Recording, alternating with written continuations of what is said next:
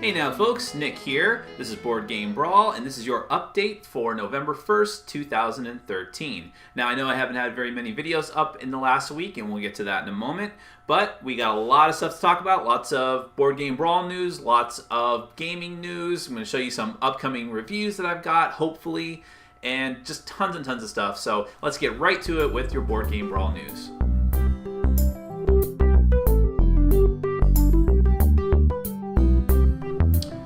Alright, so the big piece of news going on here at Board Game Brawl, and I'm referring to our actual gaming group, not just the video series, is that this weekend we're going to be taking part in the 25-hour gaming marathon for extralife.org charity drive.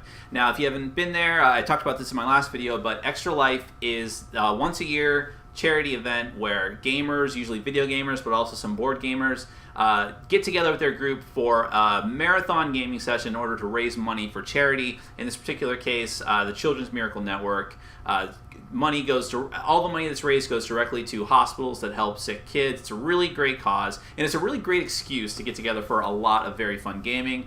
We're doing it, Team Board Game Brawl. I'm going to have links below this video and hopefully floating around here somewhere. If you want to donate, that would be fantastic. I really, really want to see Board Game Brawl get a lot of donations. It's our first year doing it, hopefully the first of many more to come. If you could support us, any little bit helps.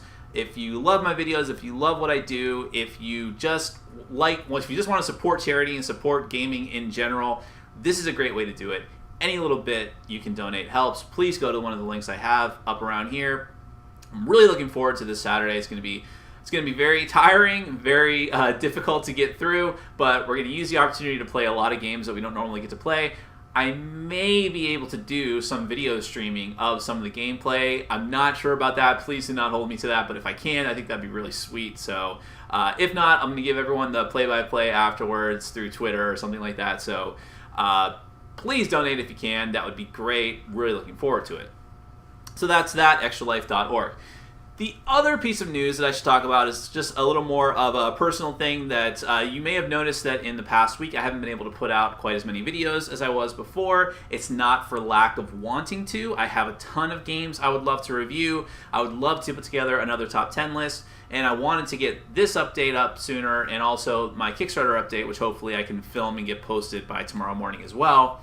The problem is, I lost my job last Friday, so that has been seriously diminishing the amount of time I can spend on my videos. Actually, you would think I'd have more time not having a job, but really every single waking hour almost that I've had has been dedicated to trying to find work. That's kind of had to be my priority. I'm sure you understand. So things are looking kind of better for me. So once everything settles down, once I can make sure everything's taken care of in that regard, I can start pumping out reviews like I used to. It might take a while, it might take another week or two, but trust me, I love what I've been doing. I love board games. I love telling you about board games and getting you to buy them and going into the poorhouse like I have. No, I don't love that part, but hopefully just stick with it. Tell all your friends still to subscribe and watch some of my older videos, because I got a ton of good stuff. I'm going to show you a little bit later all the games that I got coming up to review. Still playing games, still finding time for that. It's one of the wonderful things that's been taking my mind off of all of this situation. But just bear with me, there is more to come. Alright, so that's a little bit of bookkeeping for Board Game Brawl. So let's head on to the general board gaming news.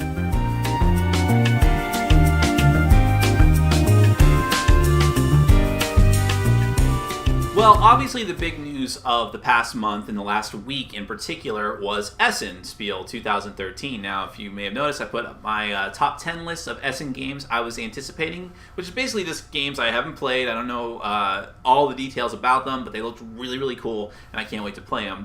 But all of that was pretty long to fit into a title, so I just wrote top 10 games of Essen.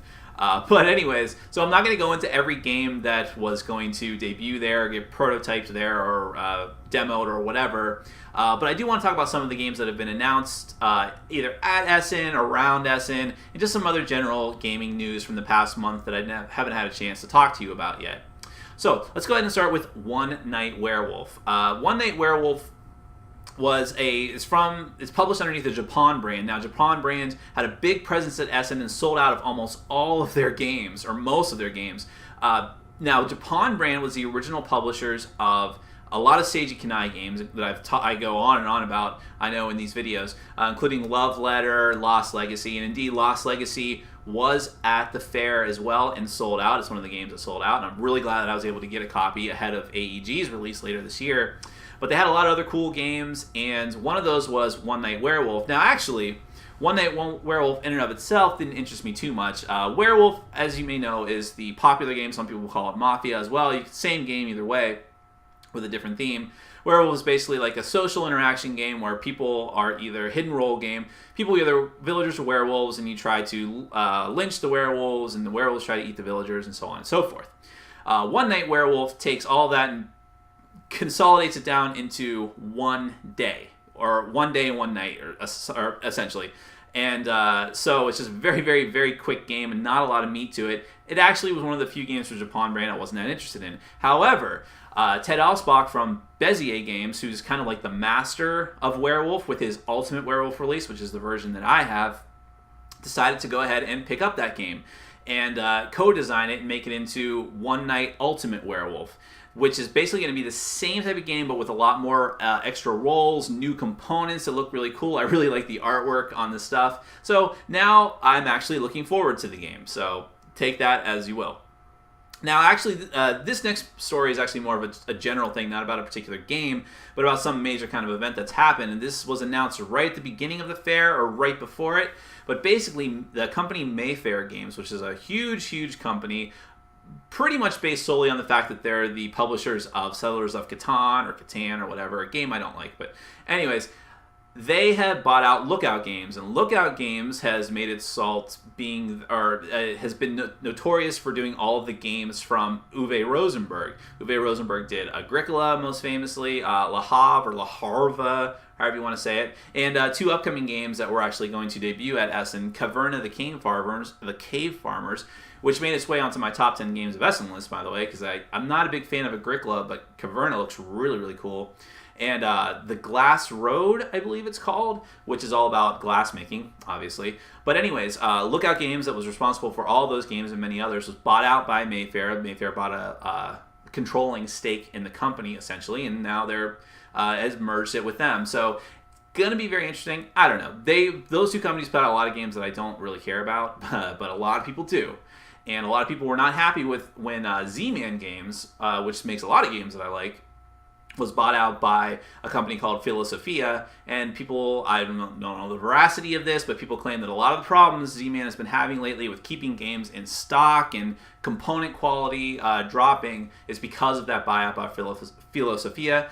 So people have a right to be sort of hesitant about what this Mayfair Lookout Games merger has in store. So if you're into those two companies, you just got to pay attention and see what happens there. A lot of people worry about the prices as well. I don't know too much more about it than that. Now, IDW is a company it's actually a comic book company, and they decided to get into the board gaming business, seeing that the people are really into that. And frankly, I don't think comic books make a lot of money, so you should branch out and be as diverse as possible. But they're started making board games based on some of the properties that they have underneath their license. The Kill Shakespeare in particular. Now, this one has me very interested. I've never read any of these comics that they're making games out of, but the game they're making based off the Kill Shakespeare comic is going to be designed by by Pandasaurus, which are the designers of Yido, and I like Yido a lot. So that definitely got me interested. And they've done some other games that I haven't played but have got a lot of critical acclaim. So very eager to check that out. The theme seems really cool. My friend Robbie, who's did the Galaxy Trucker video with me, has a comic book podcast and thought the comic book was very, very good. The other game is 30 Days of Night, which I believe was actually made into a movie about vampires in the Arctic or something like that. I don't know anything about this. No one knows anything about it. Don't know who the designers are. Don't know what the game's going to be about. But it's, if the other game turns out to be good, I'll give it a shot as well. I'd like to see more. I'd love to see more good licensed games, because there's some, like Battlestar Galactica, but there's still not as many as there should be. Now, The Art of Small World. I love Small World, fantastic game, and when I was doing the Kickstarter campaign, I actually got a cool shirt and some cool other little trinkets and stuff, and so they are taking that idea of having a little extracurricular, non-actual gaming stuff and going the next extra mile with it. And they're doing these really cool figurines based on some of the races from Small World, and they're calling it the Art of Small World. I think you could have bought them at Essen, maybe, but they're going to be available widely through their website sometime in November. Probably going to be limited edition. I don't know. They're pretty expensive. You get a discount if you buy all of them. I really, really like the Amazon. I think it's really cool. The skeleton looks cool too. So if you're into that, if you're into having little knickknacks based on some of your favorite board games, you should definitely check it out. There's an expansion for the game Las Vegas. Now, Las Vegas I've never mentioned before. I don't personally own it, but I've played it. A friend of mine who's down at one of the other gaming groups I'm involved in has it. It's a fun little dice rolling filler game. Only takes about 30 minutes to play, probably not even that much. Basically, you're just rolling dice, trying to claim little, like money cards from strips in Las Vegas. It's basically just dice chucking and trying to have the most at any given location to claim the card. Las Vegas Lights just adds more of the same and a few little twists. It adds enough dice for a 6th player. It adds more higher money cards. It adds a little gray die that apparently you can use to cancel out other players' die on your location. So if you're into Las Vegas, this is definitely going to be a must-buy for you based on what I've seen. Next is Seasons Path of Destiny. Now, I mentioned this very, very briefly in my Essen Top 10 list as one of the little expansions that's going to debut there. I just didn't want to spend a lot of time talking about it there, but listen, it's Seasons. Seasons is my favorite game as of right now. That could change because there's a lot of really cool games coming out, but I really love the simplicity of Seasons combined with the fact that it can be very, very difficult and brain burning. I love the fact of beautiful artwork. And the first expansion, which was, I'm blanking on the name right now. Enchanted Kingdom, yes. That was a really, really great expansion that added a lot of really neat cards. Some little extra mechanical bits that I hardly ever use, but still, just having those extra cards was awesome. Seasons Path of Destiny is going to have even more of that. Some new cards that work in different ways. Can't wait. My favorite game. Love it. Auto buy for me. Seven Wonders is a game that I'm very conflicted about. I think it's a fine game. I've had some fun playing it, but for some reason, and it's from Antoine Baza, who I love almost all of his other games. Seven Wonders for me has never been a game that I felt like purchasing. Enough people in my group own it anyways, and I don't know. Whenever it's offered to be played, I'm more likely to want to know what the other option is. Because it's just, I don't know. For some reason, even though I like card drafting, and even though I actually think I'm pretty good at the game, I've won like 2 of the 3 times I've played, it just doesn't interest me that much. But if I know people love it, and if you do love it, there's another expansion coming out called Babel, how do you say that? I don't know, but Babel, which seems kind of cool because in this case, all the players, instead of just trying to build your wonders yourself, everyone's trying to contribute to building the Tower of Babel, and you can get points depending on what section you build. I don't know too many other details about it, but that just seemed really neat to me. So if you like Seven Wonders, you should keep an eye on it. Well, that's about all the board game news I felt like talking about, so why don't we take a look at some of my upcoming reviews.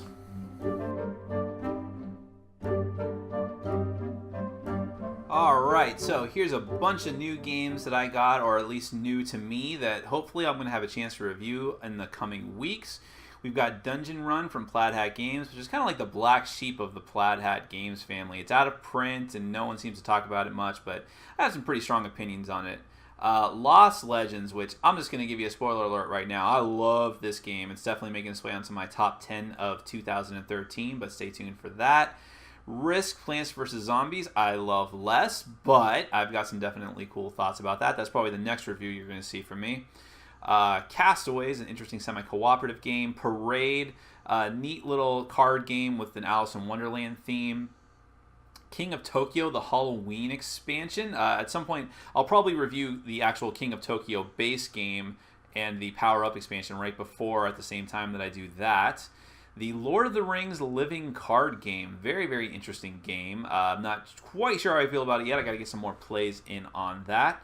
Zombicide Season 2, Prison Outbreak. Now, if you watched my other review, you know that I love Zombicide, and I got to tell you, they added some very interesting things to this, and I'll let you know what I think about them. And then we have Thunderstone Advance Numenera, which is the sort of standalone sequel to the new Thunderstone Advance, which was a sequel to the normal Thunderstone. And again, I'll probably review the Thunderstone Advance Towers of Ruin, which was the core set for Thunder Sun Advance, and then maybe get to Numenera, since they basically play the same, but this just adds a lot more extra stuff. But essentially, that's all the stuff I'm hoping to review in the next month or so. So stay tuned. There's also going to be lots more stuff than this as well.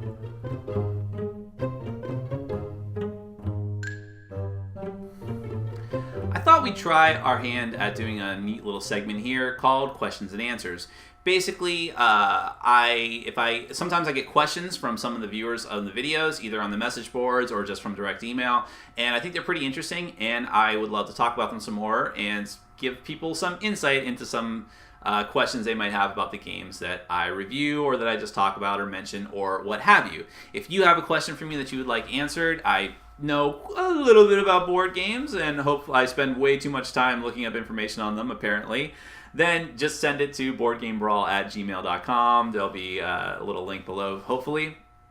But let's talk about a couple questions that one of our viewers, Garrett, sent in.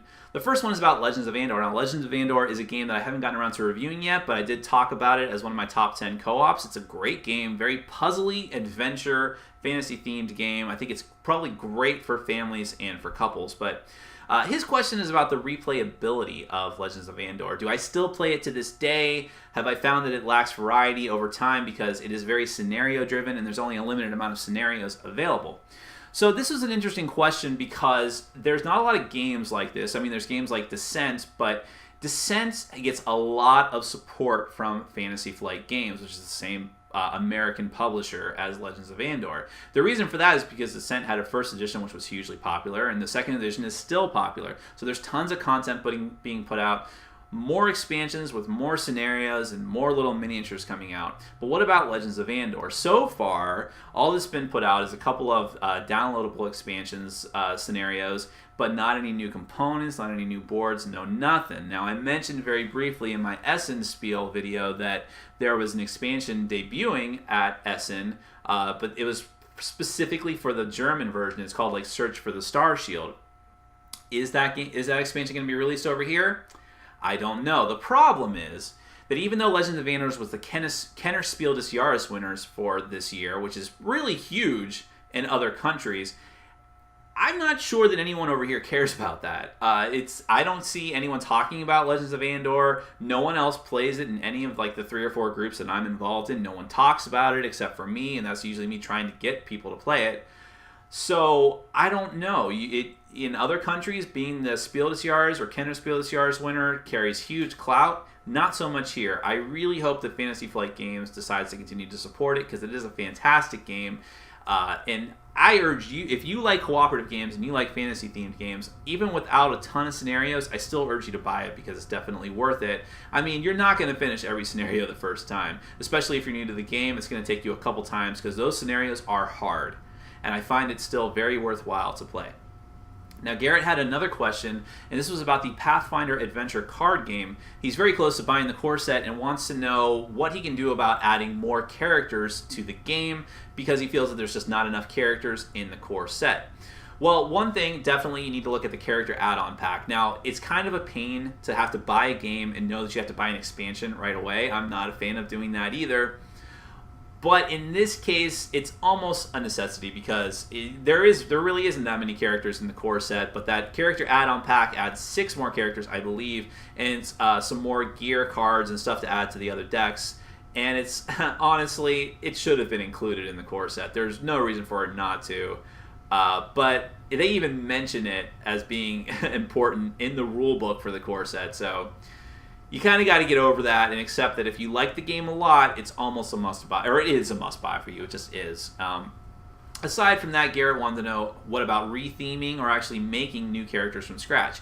Retheming the characters is easy. There's really only 2 cards you need to worry about for each character, and that's their little stat card and their token card, which you move around to locations. And it's very easy just to slap, if you wanted to use the same stats with the same kind of theme for that character, like Archer or whatever, all you got to do is just make new art, slide it in there, just like people all do with different love letter rethemes. Yes, there are like the specialization prestige class cards, but you don't need to worry about those for a while until you get deep into campaign play. And even then, it's very simple to do as well.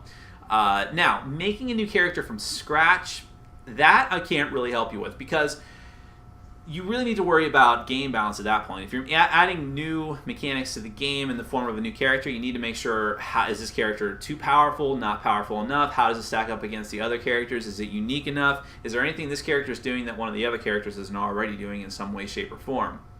It can be, I guess it could definitely be a labor of love if you're into that, but to me it seems like too much work, and you probably just want to do a retheming. If you do want to make a new character from scratch, the saving grace of that is that and some people complain about this about the game, is that none of the cards in the other decks, in the location decks, like the monsters, the gear, or whatever, are key to any of the specific characters. You're never going to see whatever the elven rogue's name is mentioned on any of the other cards. You might see her in some of the artwork, but that's it.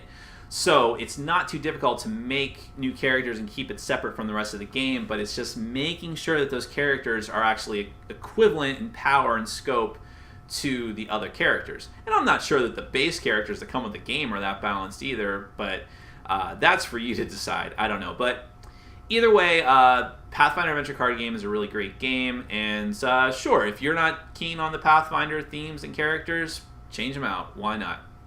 So let's go ahead and go to my final thoughts.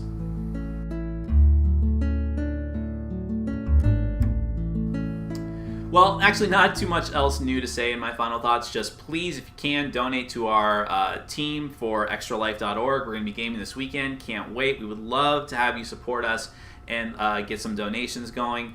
Also, like I said, I'm trying to pick up the pace on getting more reviews out. It's just been really tough with some personal issues of mine.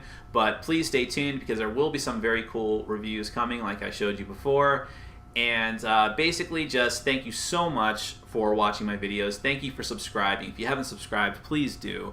Please share with all of your friends, and keep on watching. We got some good stuff to come. I love gaming, and I love meeting people gaming. If you're ever down in this area, please just let me know, and you can freely come and game with us. My name is Nick. This is Board Game Brawl, reminding you to get out there and game every day in and every way, especially if it's for charity. So, take care.